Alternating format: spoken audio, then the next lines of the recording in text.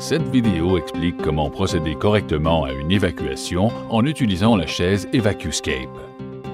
Il est essentiel de pratiquer des exercices d'évacuation régulièrement pour s'assurer que chacun connaît son rôle en cas d'urgence.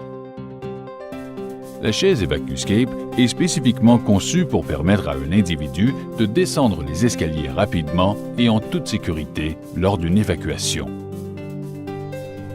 La chaise EvacueScape pèse 12 kg et peut supporter jusqu'à 165 kg ou 363 livres. Elle est équipée d'un siège et de dossier rembourrés pour le confort, ainsi que de sangles de sécurité. Un support mural et une housse protectrice sont également compris pour faciliter l'entreposage.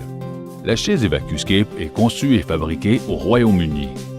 La chaise EvacueScape peut être utilisée pour aider les personnes à mobilité réduite, les personnes âgées, les personnes physiquement handicapées, les personnes ayant des problèmes de santé, les femmes enceintes, les aveugles, les personnes blessées ou portant un plâtre, et toute autre personne qui n'est pas en mesure de descendre les escaliers par ses propres moyens.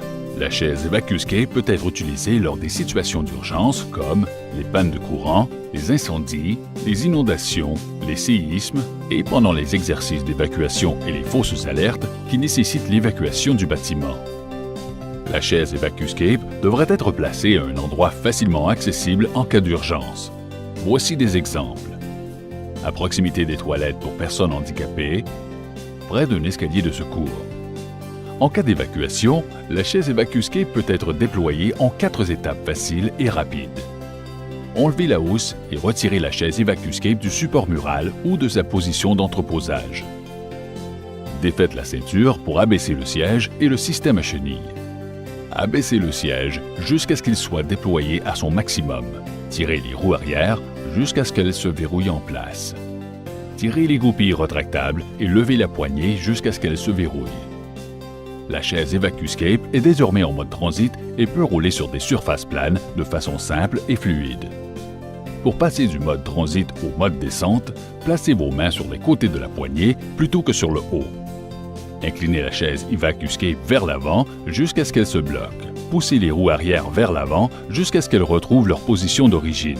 Pour descendre les escaliers, poussez la chaise EvacueScape sans crainte sur les 2 premières marches, de manière à ce que le système de chenilles prenne appui sur le bord de celle-ci. Poussez la poignée vers le bas, de manière à ce que le système de chenilles soit fermement appuyé sur le bord des marches pour assurer une descente contrôlée en douceur. Les frottements générés par le système à chenilles limiteront la vitesse de descente. Sur le modèle EZ2, il est également possible d'utiliser le frein pour contrôler la vitesse de la descente. Note, pour le modèle EZ2, le frein doit être actionné pour pouvoir utiliser la chaise. Le fait de relâcher le frein verrouille le système à chenilles en place.